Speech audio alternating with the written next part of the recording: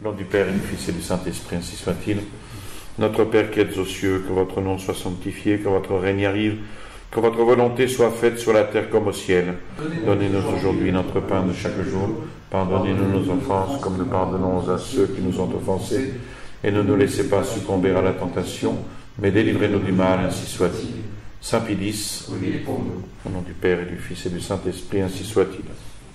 Alors, dans le chapitre intitulé « Pour une éducation complète de l'être humain tout entier », nous avions traité de l'éducation,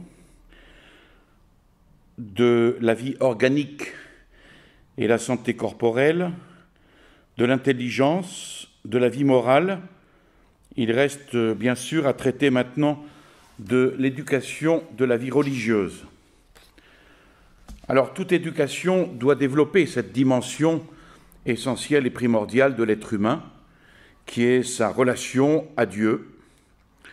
Et bien sûr, l'éducation chrétienne doit avoir pour préoccupation principale et dominante de veiller au développement religieux de l'enfant.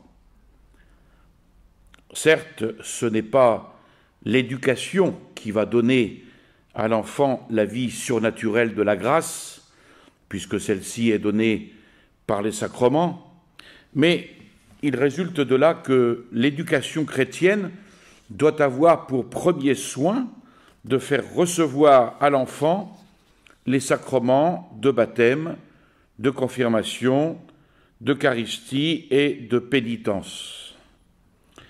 Quand les parents sont décidés à donner à l'enfant une éducation chrétienne, l'Église demande qu'il reçoive le baptême le plus tôt possible après la naissance, et cela indépendamment de tout danger de mort, pour que tout le développement psychologique de l'enfant se fasse dans le climat et sous l'influence de la grâce baptismale. Et on sait que c'est dès la naissance que commencent à se former et que peuvent donc commencer à s'intoxiquer les profondeurs inconscientes de la psychologie de l'être humain. Le baptême donne à l'enfant, avec la grâce, toutes les structures psychologiques de la vie surnaturelle, et notamment les 3 vertus théologales. Et la croissance de ces vertus théologales sera l'œuvre de la grâce, mais l'éducation chrétienne constitue le climat, l'atmosphère, le milieu normal de cette croissance. Et par là, on peut dire que les vertus théologales sont cultivées par l'éducation chrétienne. À propos du sacrement de mariage, par la grâce sacramentelle qu'il donne aux époux chrétiens, ceux-ci, s'ils sont dociles à cette grâce et s'ils en vivent, seront instruments, canaux, médiateurs de grâce pour leurs enfants, parce qu'alors, la grâce de Jésus-Christ, qui seule réalise la croissance de la vie surnaturelle chez l'enfant, passera par leur ministère d'éducateurs chrétiens à travers eux pour atteindre par eux l'enfant. C'est le baptême qui a donné la foi à l'enfant, mais cette foi doit être cultivée par l'enseignement des vérités ou du contenu de la foi. Et ce serait une grave erreur d'attendre pour cela l'âge du catéchisme, l'intervention des catéchistes, prêtres ou laïcs, du prieuré ou de l'école. Non, c'est dès la petite enfance que les parents chrétiens ont pour ministère propre de faire connaître à l'enfant les vérités de la foi, à la réception desquelles son âme est ouverte par la foi que lui a donnée le baptême. Ce serait une grave erreur également d'arrêter l'enseignement religieux après le catéchisme et d'en priver ainsi la préadolescence et l'adolescence. Ces âges ont besoin, on le verra plus tard, d'un enseignement religieux à leur niveau. Donc, c'est tout le développement de l'être humain jusqu'à l'âge adulte qui doit être accompagné à toutes ces étapes d'un enseignement religieux cultivant sa foi pour que cette foi imprègne éclaire, oriente la totalité de ce développement. Et que notamment, elle pénètre et elle illumine toute la vie de l'intelligence. Il y a une grave erreur naturaliste qui fait dépendre l'enseignement des mystères surnaturels à l'enfant baptisé de conditions psychologiques et sociologiques d'ordre naturel. C'est oublier que le baptême, en donnant à l'enfant la foi, a ouvert son âme à la connaissance de ces mystères surnaturels et lui a donné le droit à ce qu'il lui soit enseigné sans attendre aucune autre condition préalable. La charité a été donnée par le baptême, mais elle doit être cultivée par toute l'atmosphère d'amour de Dieu et du prochain, imprégnant, animant toute la vie, à chaque instant que l'enfant doit trouver dans la vie familiale, dans les milieux chrétiens qu'il peut fréquenter, à l'école catholique, dans les groupes et mouvements catholiques d'enfants et d'adolescents.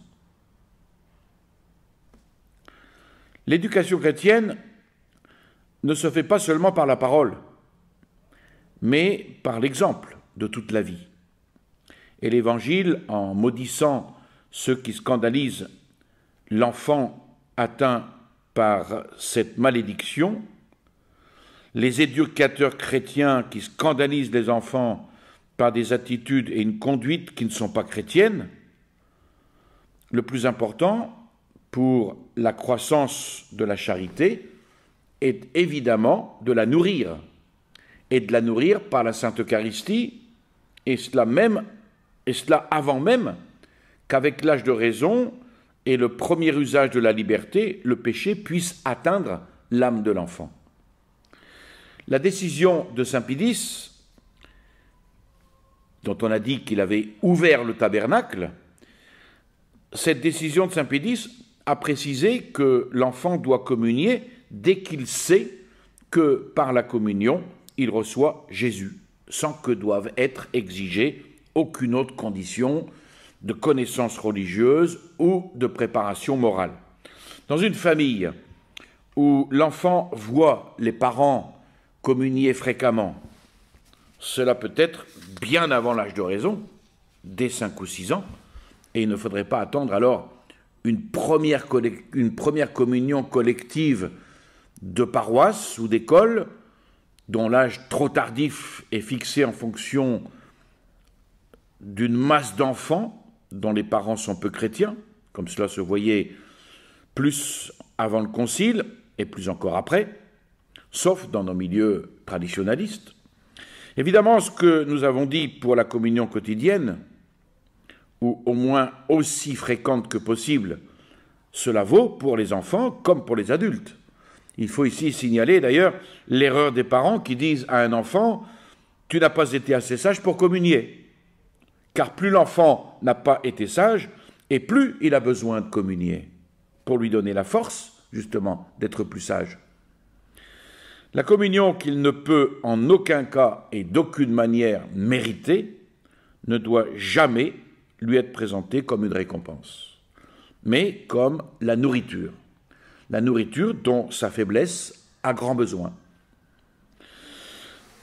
En revanche, quand l'enfant atteint l'âge d'un usage suffisant de sa liberté pour pouvoir tomber, hélas, dans le péché mortel, les éducateurs doivent respecter son entière liberté dans la pratique de la communion, d'où le danger de communion collective auquel souvent le préadolescent ou l'adolescent n'osera pas se dérober, avec le risque de communion sacrilège.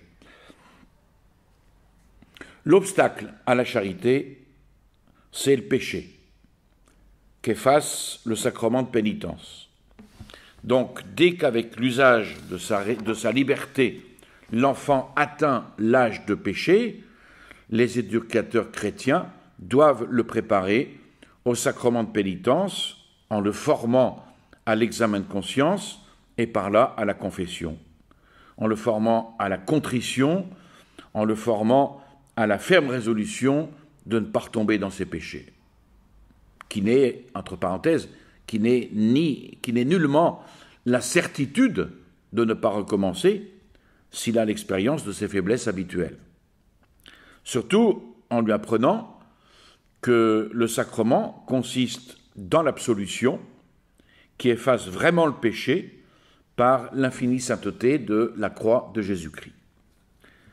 Alors si la vie du Christ a pris naissance dans l'enfant avec le baptême, elle doit atteindre sa stature complète avec le sacrement de confirmation auquel il faut préparer l'enfant en le formant à la lutte contre le péché, au dévouement au service de l'Église, à une préoccupation apostolique et missionnaire pour le salut, pour la sanctification des âmes, pour la croissance du règne de Jésus-Christ qui l'oriente vers un esprit de chrétien militant.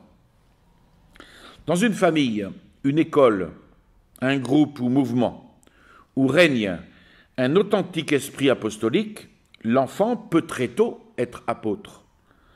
Et il peut très tôt avoir le souci même de se donner au service du règne de Jésus-Christ.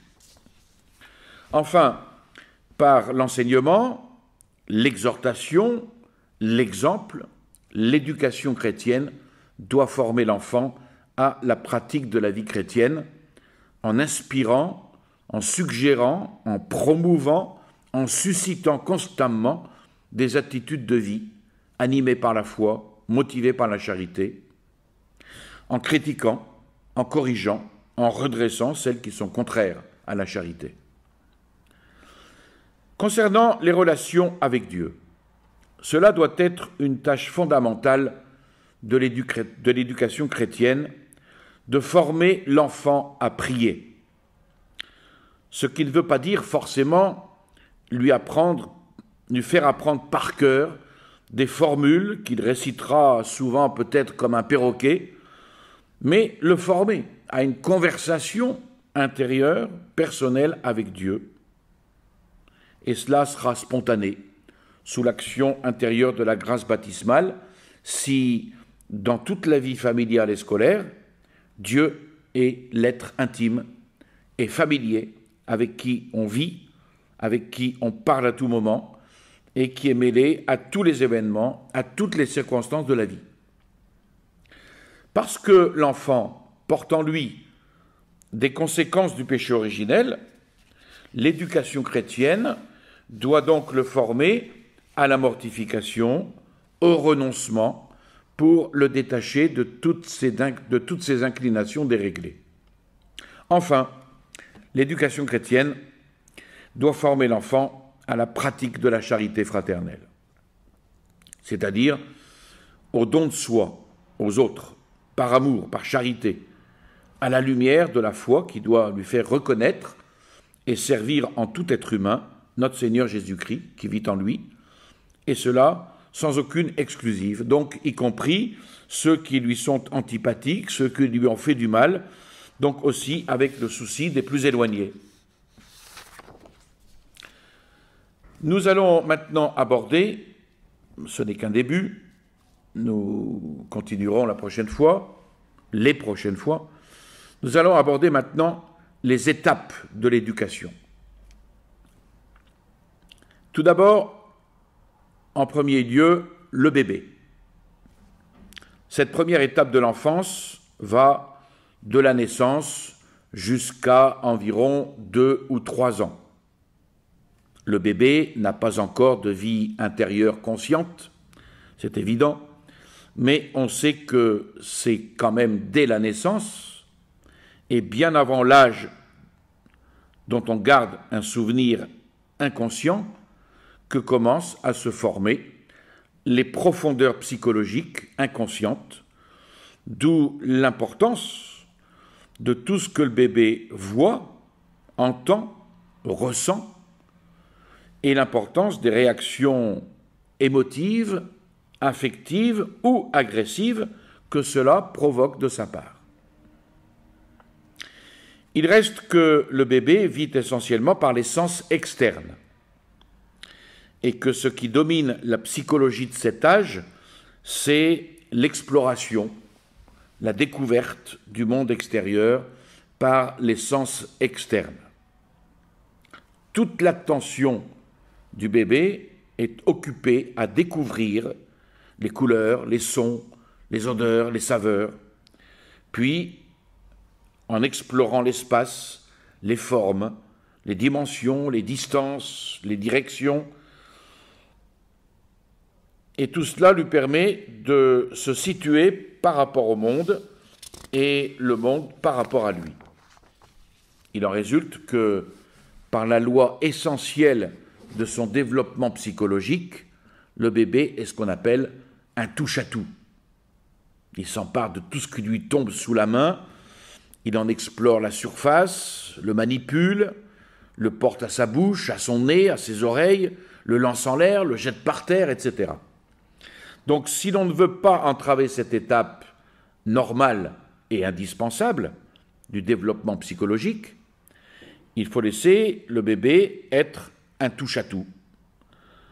Ce qui ne veut pas dire qu'il faille laisser à la portée de sa main un objet dangereux, mais ce qui veut dire qu'il faut autant que possible lui donner ce qu'on appellerait aujourd'hui son espace vital, en le laissant se mouvoir librement et prendre ce qui lui tombe sous la main dans un espace suffisamment aménagé pour lui, pour qu'il n'y rencontre rien de dangereux.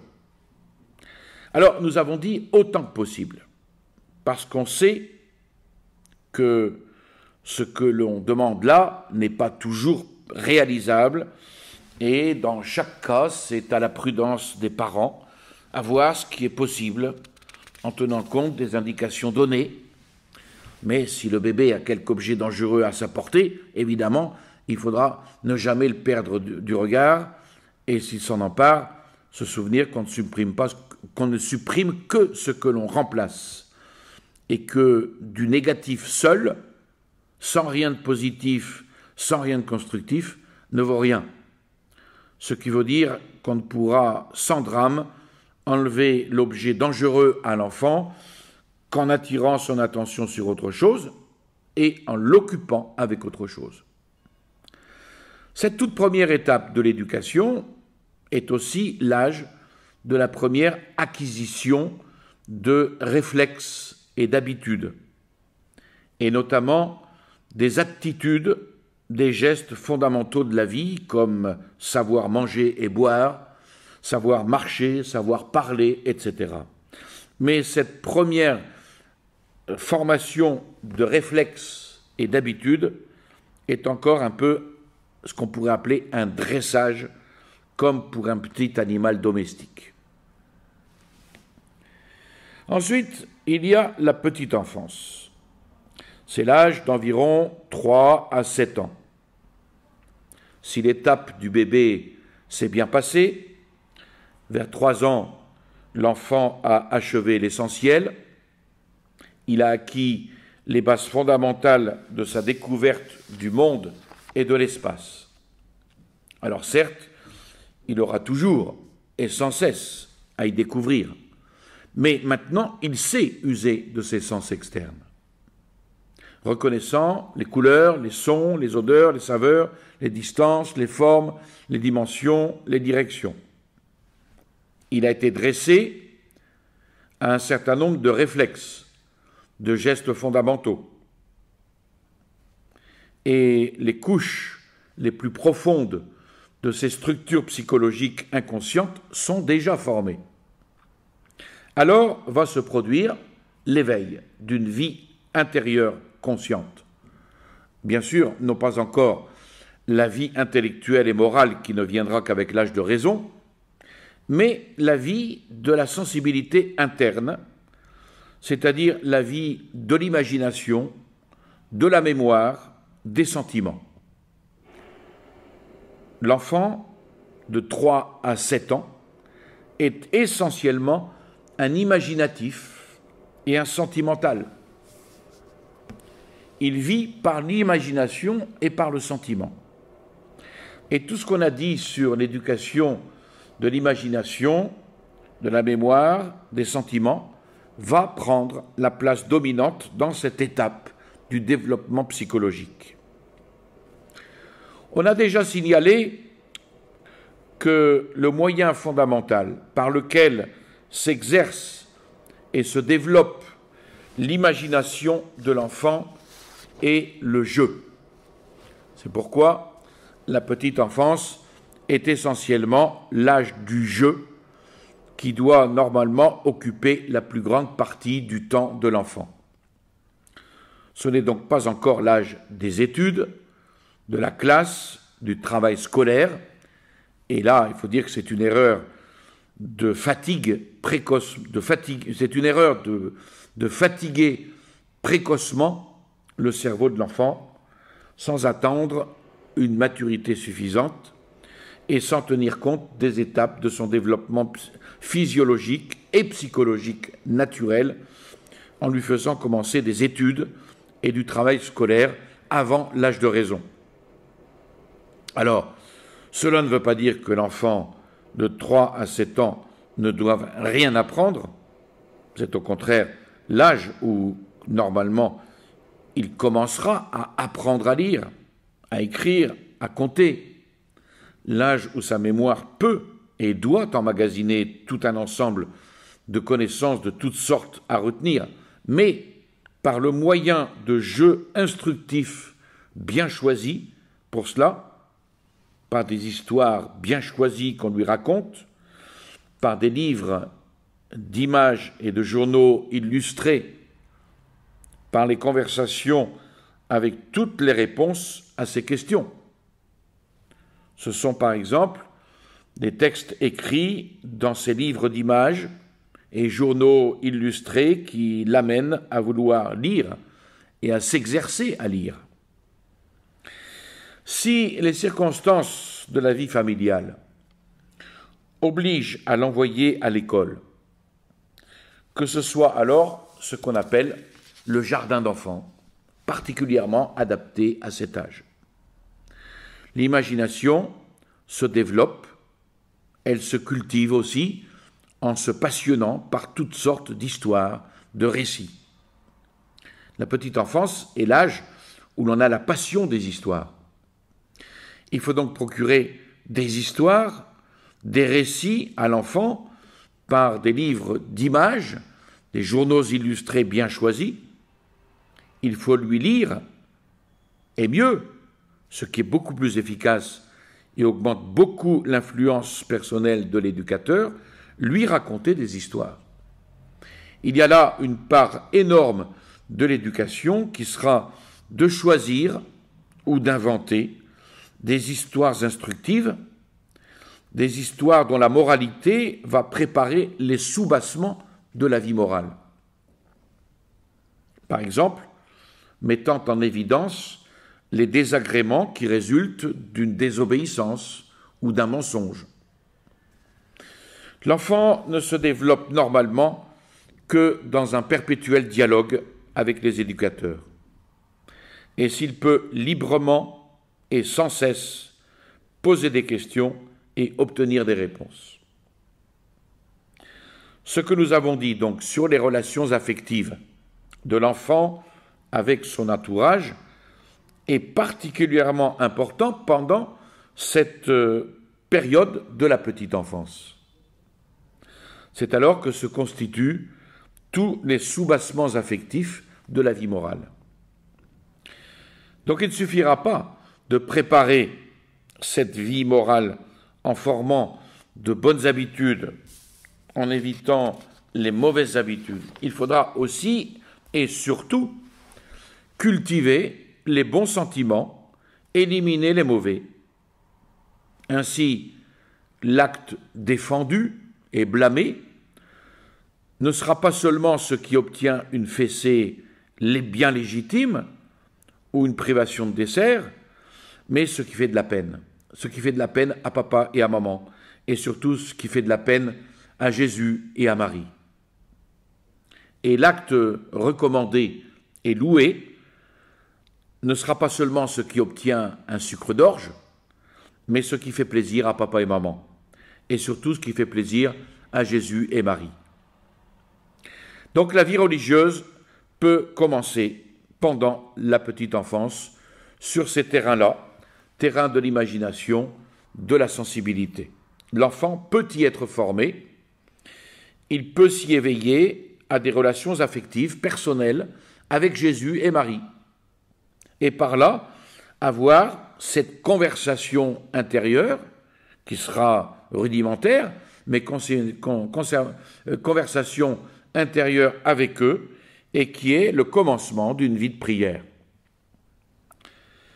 Peu importe que cette prière soit le plus souvent au niveau de ses préoccupations d'enfant, encore que dans certains cas, on peut l'intéresser déjà à de grandes préoccupations apostoliques, missionnaires ou charitables de l'Église. Ce qui importe, c'est que par là, il commence à diriger vers Dieu le regard intérieur de son âme. Nous verrons la prochaine fois la troisième étape qui est l'âge de raison. Je vous salue Marie, pleine de grâce, le Seigneur est avec vous. Vous êtes bénie entre toutes les femmes et Jésus, le fruit de vos entrailles, est béni. Sainte Marie, Mère de Dieu, priez pour nous pauvres pécheurs, maintenant et à l'heure de notre mort, ainsi soit-il. Au nom du Père et du Fils et du Saint-Esprit, ainsi soit-il.